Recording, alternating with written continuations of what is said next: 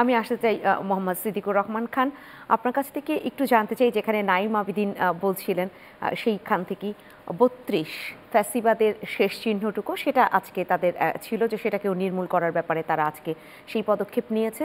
এই জায়গাটা একটু তো ছোটোখাটো বিতর্ক নানান জনার মধ্যে আছে এদেশে, ফ্যাসিবাদের বাইরেও যারা রয়েছেন, যে ৩২ নাম্বার ফ্যাসিবাদেরই একদম জায়গা ছিল কিনা, বা ৩২ নাম্বার অন্য কোনো ইঙ্গিত বহন করেছে কিনা সেটা ৭১-এর, তাহলে সেটা কি শুধু ফ্যাসিবাদের চিহ্ন নির্মূল নাকি আরও অন্য কিছু? সেই বিতর্কের জায়গাটা আপনি যদি এটা স্পষ্ট করেন।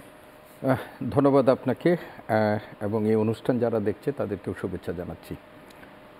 আসলে আমি এইখানে আসতেই অনলাইনে দেখলাম যে ছাত্র জনতা, বিক্ষুব্ধ ছাত্র জনতা ৩২ নাম্বার মানে নির্মূল প্রক্রিয়া শুরু করেছে, এবং দুপুরবেলায় আমি অনলাইনে দেখেছিলাম যে এই ধরনের একটা কর্মসূচি দেওয়া হয়েছে, এবং যে ঘটনার পরিপ্রেক্ষিতে বা প্রতিক্রিয়ায় এই কর্মসূচি দেওয়া হয়েছে সেটি হচ্ছে আমাদের যে পতিত স্বৈরাচার এবং সদ্য পদত্যাগী, দেশত্যাগী, পলাতক প্রধানমন্ত্রী, তিনি তার একটি কর্মসূচি, সেটি হচ্ছে যে তিনি তার নেতাকর্মীদের উদ্দেশ্যে, ছাত্রদের উদ্দেশ্যে তিনি বক্তব্য রাখবেন, এইটার প্রতিক্রিয়া হিসাবে। দেখুন, আমি এখনও পুরো ঘটনাটি জানি না, কিন্তু আমার কাছে যেটি মনে হচ্ছে যে আমাদের সবাই সব কিছুতেই একটু যৌক্তিক আচরণ, সেটাই প্রত্যাশা করা হবে। আমাদের এই জুলাই বিপ্লব অনেক স্বপ্নের জায়গা আমাদের, এবং ১৫ বছর ধরে যে জগদ্দল পাথরের মতো স্বৈরাচার আমাদের মাথার উপর চেপে বসেছিল, সেই স্বৈরাচারকে মানে আমাদের হটানোর জন্য দীর্ঘ একটা লড়াই সংগ্রামের মধ্য দিয়ে আমাদের গত বছর জুলাই মাসের আগস্ট মাসের একটা রক্তক্ষয়ী গণ অভ্যুত্থানের মধ্য দিয়ে, ছাত্র জনতার গণ অভ্যুত্থানের মধ্য দিয়ে চূড়ান্তভাবে এই ফ্যাসিস্ট শাসনের অবসান ঘটেছে। দেশবাসী একটি রাহু থেকে মুক্ত হয়েছে বলেই আমরা মনে করি। কিন্তু এই অভ্যুত্থান পরবর্তী সময়ে, একটু আগে যেটি বলেছিলেন যে আজকে এই ফ্যাসিস্ট সরকারের পতনের ৬ মাস অতিক্রম হয়েছে, এবং নোবেল বিজয়ী ডক্টর মোহাম্মদ ইউনূস, যিনি নিজেও এই ফ্যাসিস্ট সরকার কর্তৃক নানাভাবে নিপীড়িত, নিগৃহীত হয়েছিলেন, তার নেতৃত্বে একটি সরকার পরিচালিত হচ্ছে, এবং এই সরকারের যদি ধরি ৮ তারিখ থেকে, তাহলে ৬ মাসের দ্বার প্রান্তে এসে সরকারও প্রতিষ্ঠিত হয়েছে। আপনি একটু আগে বলেছেন যে এই সরকারের এই ৬ মাস কেমন গেল সেটি আজকে মূল্যায়নের জন্য। তবে ৬ মাসের মধ্যে ইতিমধ্যেই কিন্তু সরকারের কাছে এই দেশের মানুষের কিন্তু প্রত্যাশার পারদটা অনেক উপরে ছিল। এই জনপ্রত্যাশার সাথে সরকারের যে ৬ মাসের যদি আমরা কর্মকাণ্ডের খতিয়ান দেখি, তাহলে এই খতিয়ান বিবেচনা করলে যে জনপ্রত্যাশা পূরণ অনেকাংশেই হয়নি, অনেকাংশে হয়েছে, অনেকাংশেই হয়নি, এবং এটা অস্বাভাবিক কিছু না। এই সরকার কোন অবস্থার মধ্যে দায়িত্বভার গ্রহণ করেছে এবং এই গত ৬ মাসে তাদেরকে কি পরিস্থিতির মধ্য দিয়ে যেতে হয়েছে এটা আমরা সবাই জানি। ফলে এই পরিস্থিতি সামাল দিয়ে জনপ্রত্যাশা পূরণে সরকার শতভাগ সফল হয়ে যাবে, সেটি প্রত্যাশা করাও একেবারে আমরা বলবো যে অবনা।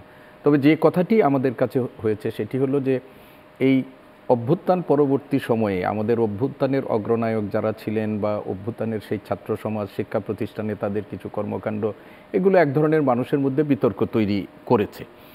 যদি এই বিতর্কগুলো না হতে পারতো তাহলে এটা আমাদের জন্য আরও ভালো হতো, মঙ্গলজনক হতো, এবং আমরা এটি প্রত্যাশা করব যে স্বৈরাচার এই দেশ থেকে হটানোতে যারা নেতৃত্ব দিয়েছেন তাদের প্রতি আমাদের মানে কৃতজ্ঞতার শেষ নেই। এই লড়াইয়ে আমরা কিন্তু ১৫ বছর মাঠে ময়দানে কাজ করেছি। আপনার টিভি সেটে বসে এসে অব্যাহতভাবে যেরকম কথা বলেছি, এই রাজপথে যে সমস্ত আন্দোলন সংগ্রাম পেশাজীবীদের মধ্য থেকে হয়েছে সেগুলোতে আমরাও কিন্তু যুক্ত ছিলাম, এবং ৫ আগস্ট ঢাকা বিশ্ববিদ্যালয়ের যে গোটা ৫০-৬০ জন শিক্ষক এই মানে কারফিউকে ভঙ্গ করে, পুলিশের রক্তচক্ষুকে উপেক্ষা করে আমরা সভা সমাবেশ করে এই কারফিউ ভঙ্গ করে দেশবাসীকে এগিয়ে আসার জন্য আহ্বান জানিয়েছিলাম। এই আন্দোলনে একজন শরিক হিসাবে আমরাও এটা গর্ববোধ করি।